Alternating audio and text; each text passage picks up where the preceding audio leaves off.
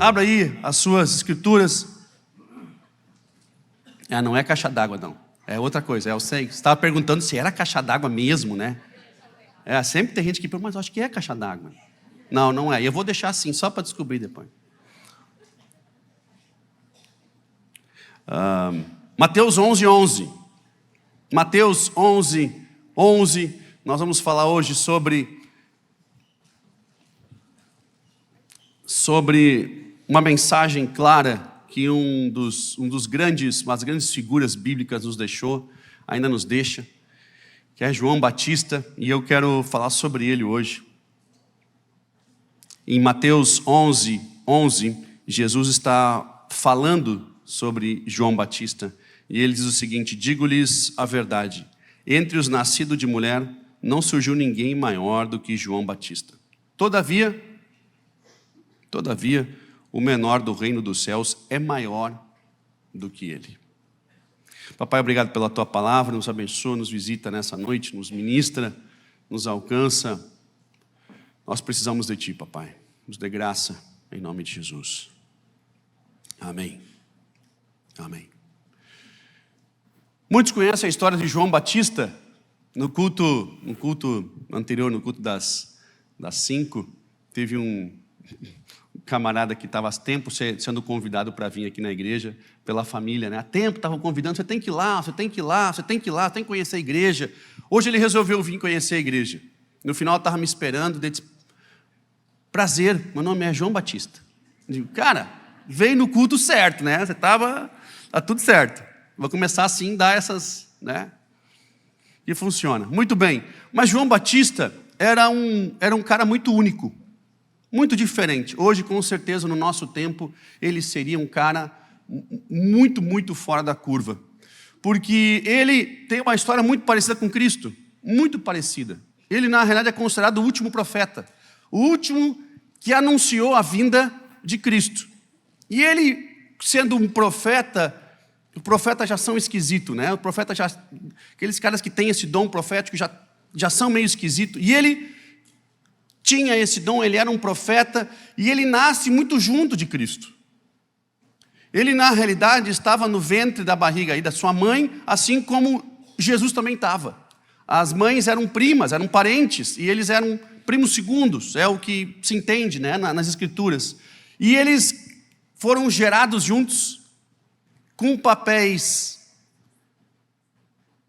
semelhantes, mas com finais muito distintos. João Batista, na realidade, é filho de Isabel, e Isabel não podia ter filhos, já eram velhos, ela e seu esposo, afinal de contas, né, não esperavam mais, e ela recebe a visita de Gabriel, mesmo Gabriel que visitou Maria, e que disse que também teria filho. A gente já entende aqui que se eventualmente Gabriel aparecer na sua casa, há uma possibilidade muito grande dele trazer algo meio parecido, porque na Bíblia ele tem certeza que ele faz outras coisas também, ele deve fazer outra coisa, mas ele tem uma tendênciazinha a dar essas notícias assim, né? Então o pessoal aqui da primeira fileira aqui, essas duas aqui, se aparecer Gabriel, fechou, está recebido. As outras duas ali, eu não sei se fogem, eu acho. Ali já deu, né? Eles fogem de Gabriel. Duas recebem e duas fogem. Mas Gabriel aparece para as duas mães e dá esse recado: você vai ser mãe de Jesus, o Messias. Para João Batista, você vai ser mãe de João Batista, o que vai anunciar o Messias. E assim eles crescem, e antes mesmo de nascerem, já no ventre, as duas mães se encontram, e uma saúda a outra, e João Batista se revira no ventre, a Bíblia diz. Por quê? Porque sente a presença do Messias. Olha que loucura isso. A história é muito linda. Só a história de João Batista já dava para pregar, dava para escrever livro, dava para fazer um filme. Só a história de João Batista, porque na realidade a mãe sendo idosa, os pais sendo idosos, o pai que era sacerdote não acreditou que Isabel poderia ter filhos e ficou mudo. Ele não conseguiu falar, ele só voltou a falar depois que a criança foi apresentada e que eles queriam dar outro nome para a criança. João Batista. Aí ele sai e aí todo mundo fica apavorado e realmente é milagre e tal. E o homem volta a falar depois. A história é assim. Mas a história é essa. E ele nasce com um propósito: anunciar a vinda do Messias. Você tem que entender o tempo em que eles viviam. Não é o nosso tempo. João Batista precisava anunciar aquele que todo mundo esperava um dia receber. Você imagina uma nação inteira esperando o cumprimento de uma promessa de que viria um Messias, que seria um libertador. Ele recebe a tarefa de dizer o seguinte: assim como outros profetas haviam profetizado que viria um Messias, ele era o último profeta. Ele tinha uma mensagem assim, ele está às portas, o Messias está chegando, ele está vindo. Ele já está aí, ele está chegando, ele está vindo, eu estou sentindo, são questão de pouco tempo, é poucos dias. Olha a função desse cara. Mas ele não só anunciava o Messias, dizendo que ele viria, porque ele era cheio de autoridade. Esse cara era carregado de autoridade, porque ele não só anunciava que viria o Messias, como ele pregava um arrependimento. Ele pregava um arrependimento para aqueles hipócritas da época, os mesmos hipócritas que Jesus também confrontou. Os mesmos hipócritas que Jesus apontava o dedo, dizendo assim, vocês estão errados porque vocês pregam, mas não vivem uma coisa, pregam outra, vocês são vazios. Esse mesmo povo que era confrontado por Jesus começou a ser confrontado antes já por João Batista. João Batista era tão duro nas palavras para esse povo, que era João Batista que dizia: vocês são sepulcro caiado, vocês são raça de víboras, vocês são nojo. Jesus repetia as frases depois, e João Batista tinha dito antes: vocês são raça de víboras. O cajado já está na raiz para cortar essas árvores que não dão fruto. Essa era a linguagem do cara. Ele era duro, ele era ríspido, ele era grosso. Ele liberava a estupidez, porque ele olhava e ele não tinha filtro, ele era bem pior do que eu, ele largava direto, saía, ele era um camarada que não dava curva, e ele foi morto por não dar curva, ele foi morto por acusar casamento irregular, ilegal, ilícito, e a mulher não gostou e pediu a cabeça dele numa bandeja, e acabou vindo realmente numa bandeja. Mas a vida dele era impressionante, porque ele, apesar de ser rude, grosso, ele pregava o arrependimento. Ele não pregava Cristo não tinha vindo. Ele não pregava a mensagem de Cristo, quem pregou a mensagem de Cristo foi o próprio Cristo. Ele pregava a mensagem que existia até então, era a lei, mas que se cumprisse a lei, que se vivesse a lei, que se não adiantava pregar a lei e deixar o irmão passando fome, não deixava pregar a lei e não ajudar a viúva, ou ajudar o órfão. Ele era contra aqueles que falavam, mas não viviam, aqueles que pregavam, mas não viviam. Ele começou a pegar essa lei e pregar para que eles se arrependessem disso, exatamente daquilo que eles já tinham. E o povo começou a se arrepender, e começaram a se arrepender. E ele começou a batizar, o batismo do arrependimento. Esse homem cheio de autoridade, ele não fazia milagre, povo. Através da vida dele não acontecia milagre. Através da vida dele não tinha cura, não tinha manifestação, não tinha prodígio. Não. Tinha salvação, tinha arrependimento, tinha mudança de vida. Ele pregava que você tinha que se arrepender dos seus maus caminhos e voltar a viver o que já estava escrito. Ele era o último dos profetas, e o povo fazia fila para que ele batizasse no rio. Ele entrava no rio e o povo ia entrando, e ele ia batizando, o batismo do arrependimento. Ele pregava o que até então era a Bíblia, ou seja, o Velho Testamento antes de Cristo. Ele pregava o que tinha, e o povo se arrependia. Olha que autoridade esse cara tinha. Ele não fazia milagre. Ele pregava o que faria milagre.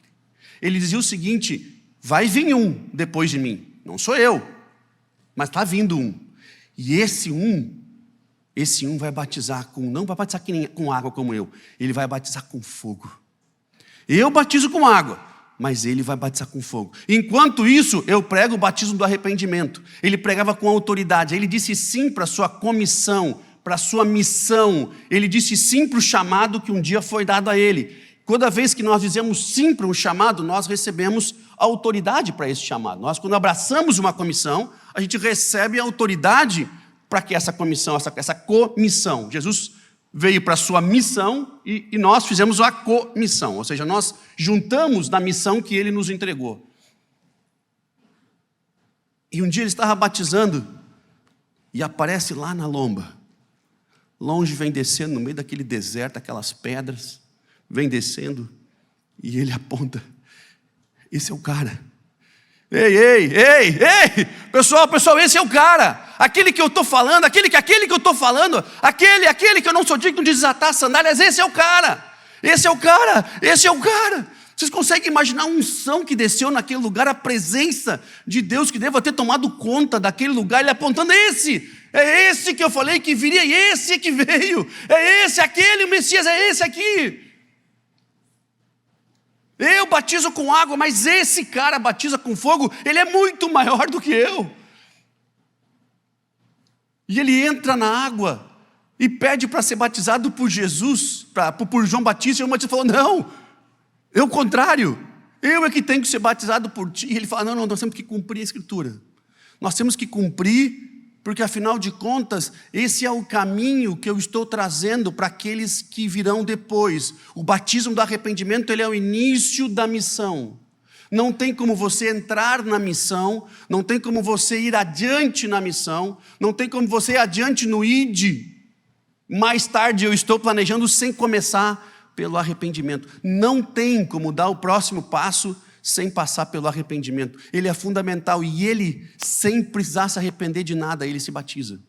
Para mostrar para nós o caminho a ser seguido. E ele sai das águas e uma pomba desce sobre ele e uma voz do céu. Esse é meu filho amado, em quem eu tenho prazer. E essa pomba, que era a unção que desce sobre Jesus, nos leva a entender de que ele veio como homem, que aceitou uma missão, teve a autoridade para viver até aquele momento, inclusive para confrontar o inimigo no deserto, quando ele estava de jejum, para confrontar os fariseus, quando ele tinha 12 anos no templo. Ele tinha autoridade, mas ele não tinha o fogo. E o fogo desce sobre ele naquele momento, e naquele momento ele passa a ter autoridade e poder. Ele passa a ter autoridade, que João Batista já tinha, mas como um diferencial, ele passa a ter poder. E ele sai dali tendo autoridade para pregar e tendo o poder para gerar transformação, gerar milagres. E vocês conhecem a história, os milagres seguem por aí. E João Batista seguiu pregando arrependimento, porque sobre ele tinha autoridade quem aceita a comissão. Nós aceitamos a comissão, nós recebemos a autoridade, mas a comissão, ela não é só autoridade, ela é poder. Por isso que lá em Lucas 10:19 diz o seguinte, que eu vos dei autoridade para pisarem sobre serpentes, escorpiões, e sobre todo o poder do inimigo, nada lhes fará mal. E Jesus falando sobre os discípulos, antes dele ir embora, ele dizendo, eu vou, mas vocês fiquem em Jerusalém esperando o poder, porque eu dei autoridade e poder. Por isso, fiquem em Jerusalém esperando o poder. João Batista não estava em Atos no capítulo 2. Ele não estava lá naquela reunião dos discípulos, onde depois o Espírito Santo desce e derrama sobre eles e todos são cheios do Espírito Santo. Ele não estava lá. Ele não estava lá porque ele morreu antes. Ele foi assassinado antes. Então nós entendemos com isso que João Batista era cheio de autoridade, mas não de poder. Toda vez que nós dizemos sim para a comissão, para a missão do Senhor, Ele nos dá autoridade. Toda vez que você tem um encontro com o Senhor, Ele derrama do seu poder. Quando você dá o sim para a comissão, Ele te dá autoridade para fazer. Mas o poder, ele vem do encontro com Cristo. Eu digo sim, a autoridade vem. Eu encontro com Ele, eu tenho o poder. Tanto é que os discípulos tinham a autoridade para orar, mas eles começaram a manifestar o Espírito Santo depois do derramar do Espírito Santo. A missão que Cristo nos trouxe: eu vim para que tenham vida e vida em abundância. É a missão dele, ele trouxe essa missão. E ele tem um caminho exatamente igual àquele que nós hoje precisamos passar. E ele deixa a mensagem. Vocês viram isso? Vocês viram isso? Vocês viram que esse sim para a comissão, para o arrependimento, para a mudança de vida, somado ao encontro com Cristo, derramou poder, e vocês conseguiram fazer o ide por todo mundo, pregai o evangelho a toda criatura. Esse ide só vai acontecer depois que vocês disserem sim para a comissão, para terem autoridade, e sim para o encontro com Deus, para terem o poder, e vocês vão conseguir ter finalmente o ide completo do Senhor. Que trabalho fantástico teve João Batista, mesmo ele tendo um ministério só de 6 meses. João Batista viveu tão pouco e fez tanto. Por isso que Jesus, quando fala em Mateus 11:11, ele fala: de homem nascido de mulher não tem ninguém maior do que João Batista, porque de fato ele disse sim para uma missão muito difícil de anunciar o Senhor, uma missão muito complicada. Mas ele fala: mas no reino de Deus, até o menor é maior do que João Batista. Porque no reino de Deus, depois, aquilo que ele não viveu, o que João Batista não viveu foi Atos capítulo 2, ele não viveu o derramar. Por isso, aqueles que vierem depois, que tiveram um encontro e um derramar de poder, até o menor que teve experiência profunda com o Espírito Santo, é maior do que aquele que não tem o poder. É maior do que aquele que não tem a experiência de ter um encontro divino e real. Mas as duas coisas andam junto: a comissão, o sim, a autoridade e o poder. Eu vos dou a autoridade e vos dou poder. João Batista viveu extremamente a essência da sua autoridade, mas não teve a chance de viver o poder. Mesmo assim, Jesus elogia ele dizendo que o homem nascido de mulher não teve ninguém igual a ele. Mas pena que ele não conseguiu viver até o poder, até ele poder ver a essência de algo ainda maior. Mas João Batista era um cara que, apesar da sua dificuldade de ser polido, ele era um cara que entregou uma mensagem como precisava ser entregue naquele momento. Talvez ninguém iria crer se fosse outro cara mais tranquilo, fosse um outro cara mais neutro, um outro cara mais em cima do muro. Ninguém ia dar valor para esse cara.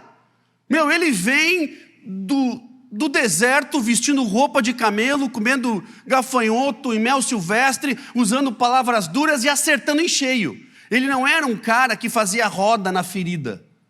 Não, ele chegava lá e metia um dedo. E por isso era odiado, porque ele apontava direto o erro. Eu fico pensando o que seria João Batista vivendo nossos tempos hoje. Eu fico pensando nesse cara usando rede social para trazer a mensagem dele.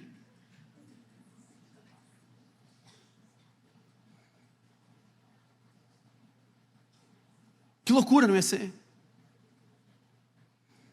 Ele não ia ter condição nenhuma de usar a rede social. Não, nenhuma, porque ele não tinha a capacidade de fazer curva. Ele era direto.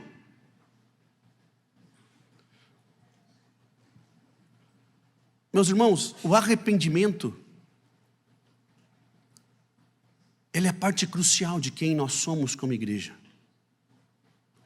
O arrependimento, ele é parte crucial do nosso chamado, da nossa comissão.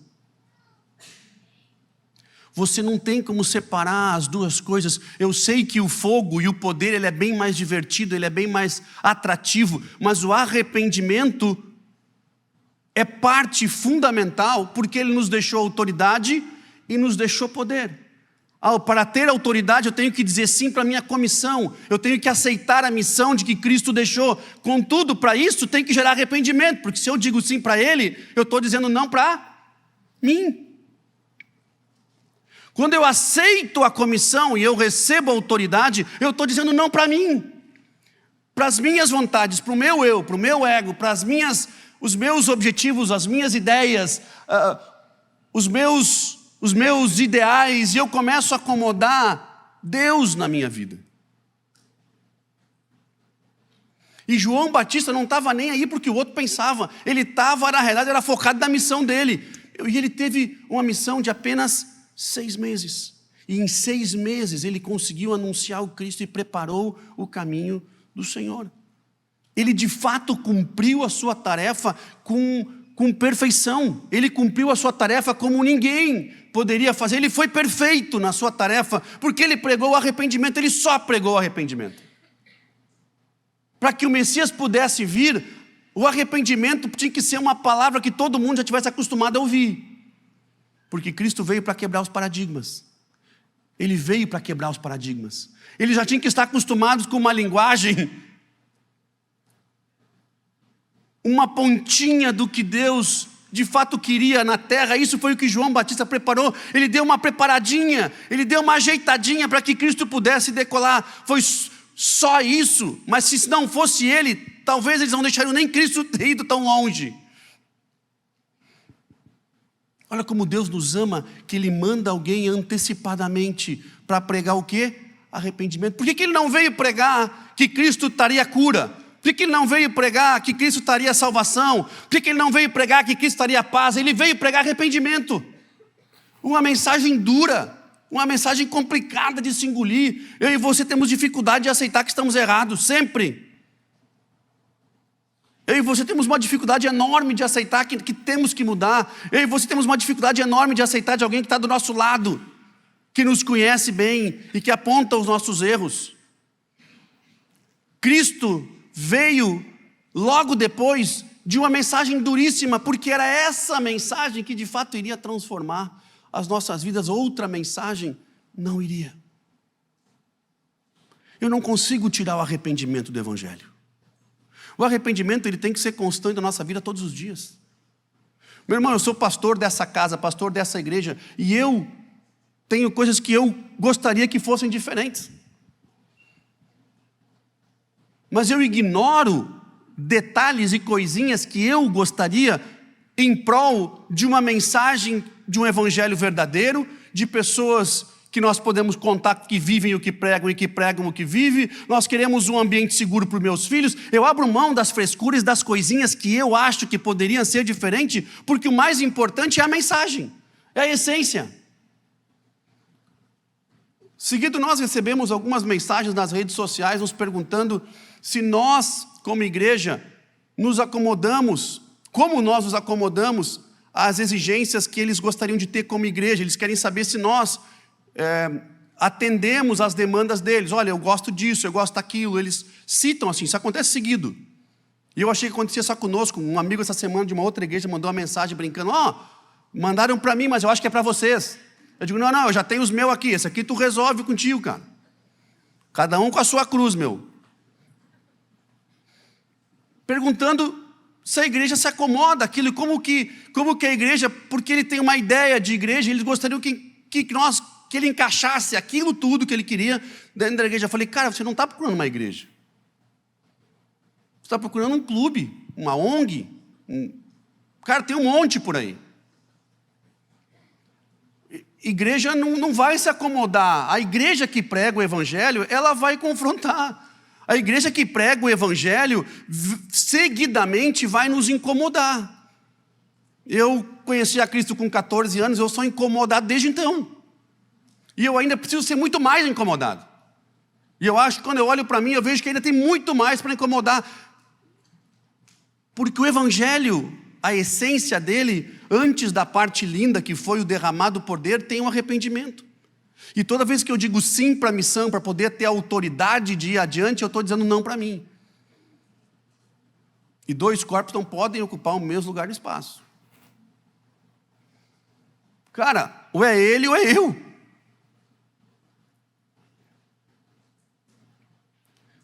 Não tem como a gente acomodar a igreja a exigências de todo mundo. Porque nós precisamos dele. Nós precisamos ser acomodados a ele, ao modo dele. Quando o pessoal me pergunta, Robson, que igreja que é legal para mim? Eu digo, cara, procura uma igreja que prega o evangelho, que prega o evangelho de verdade, que você conhece os líderes, a equipe que soma lá. Cara, o resto é só frescura. Se tem telão, não tem telão, tem luzinha que pisca, não pisca. Cara, isso é só frescura, fumaça. Eu tenho um quê com essas fumaças que eles botam na igreja aqui? Vocês queriam saber uma coisa que me incomoda? Acabaram de saber, né? E, bem, eu sou o cara, toda vez que aparece um meme na internet de fumaça, eles me mandam. Já. Robson, mas é que as fotos ficam bonitas. Tipo, eu preciso enxergar o povo que está ali na igreja, cara. De vez em quando a gente sobe aqui, aquele fumaceiro, aquela confusão, a gente não sabe quem é aí. Então, assim, cara, eu sou menos fumaça, menos, né? Menos.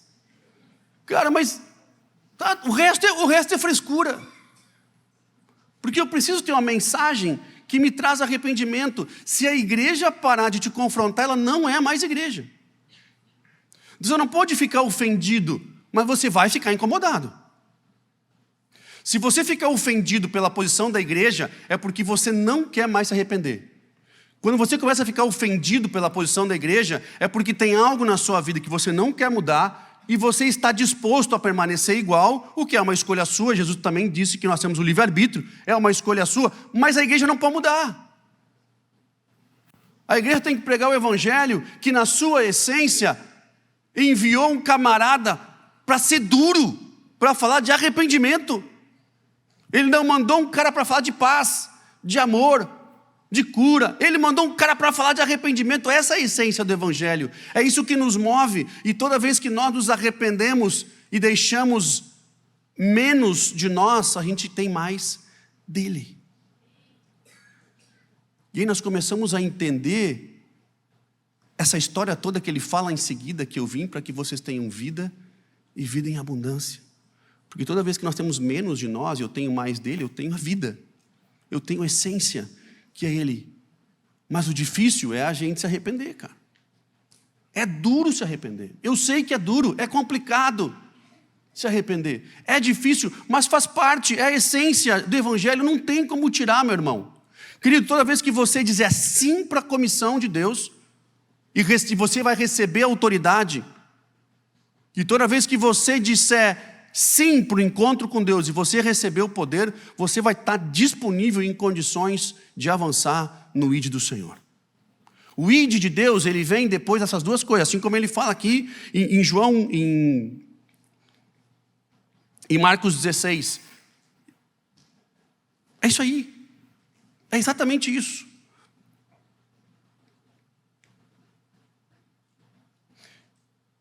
Nós temos que conseguir olhar para o nosso ano, que já está acabando. Inacreditavelmente, já está acabando o ano. Nós temos que conseguir olhar para o nosso ano e identificar todas as vezes que Deus se manifestou com poder sobre a nossa vida. Cara, de testemunhos que aconteceram que eu não esperava, de realmente Deus ter me alcançado com a sua graça. Eu olho para trás e eu consigo relacionar isso. Nós temos que conseguir fazer. Se nós não conseguimos fazer isso, de fato, cara, está faltando alguma coisa. Eu não o encontrei para ter essa manifestação de poder, ou talvez eu nem disse sim para a comissão, para ter o arrependimento. Se o arrependimento tem que ser uma constância na minha vida, e logo eu estou dizendo sim para a grande comissão, eu tenho autoridade, e óbvio, eu busco ele, eu tenho a manifestação do poder dele, e eu tenho testemunhos para contar. Nós deveríamos ter vários testemunhos para contar. Eu tenho um caderno que eu anoto isso, um caderno que eu anoto do ano, assim, o que aconteceu naquele ano, e eu anoto, e às vezes eu me esqueço de anotar, e passa tempo, depois eu vou lá e faço um resumão, atiro para dentro, e cara, é isso, nós devíamos ter isso. O pessoal da tarde perguntou se era um diário. Não é diário, não, é um caderno, capa dura. Ele tem uma chavinha assim, um cadeadinho, né?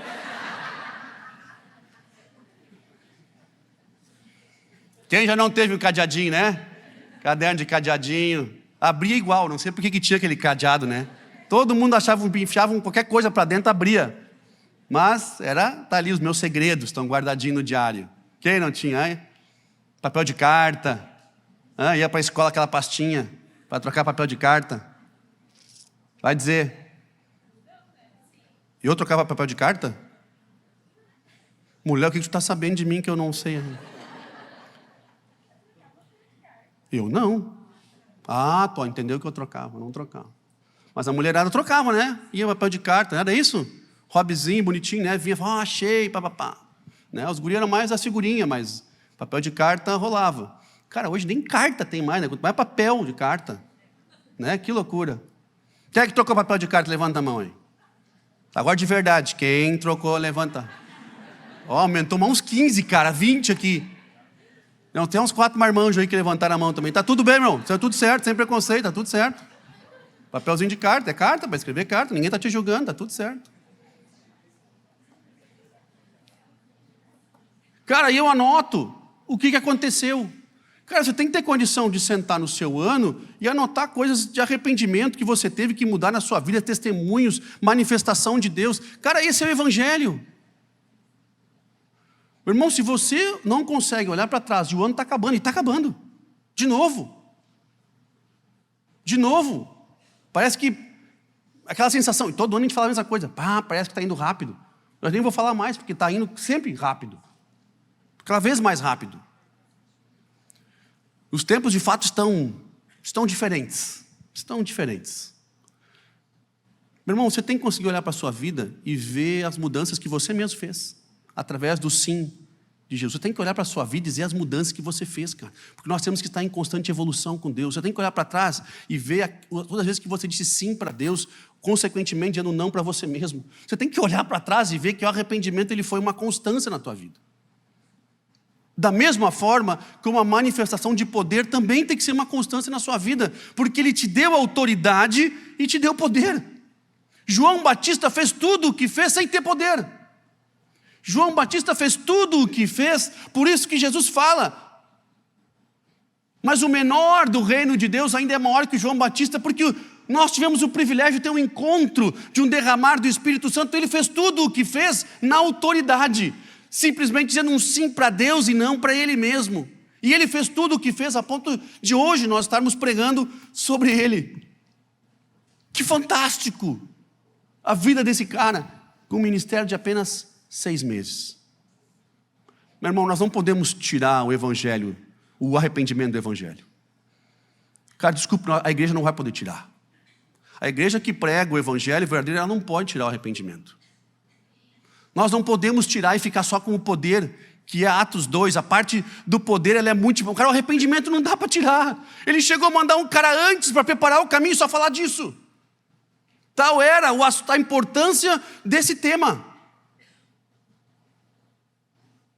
Então, igreja, entenda, a igreja que prega o Evangelho, ela pode se adequar em um monte de frescura, não na mensagem.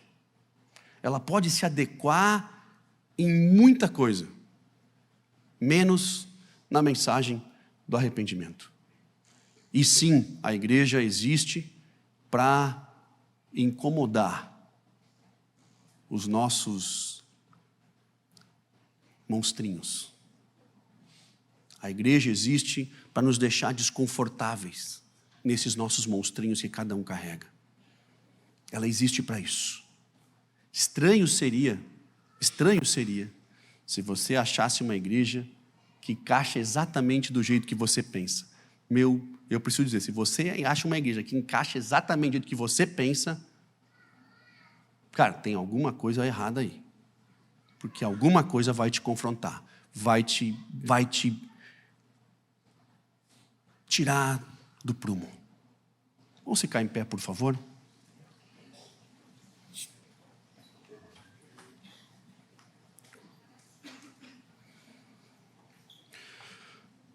João 10:10 diz que ladrão veio para matar, roubar e destruir.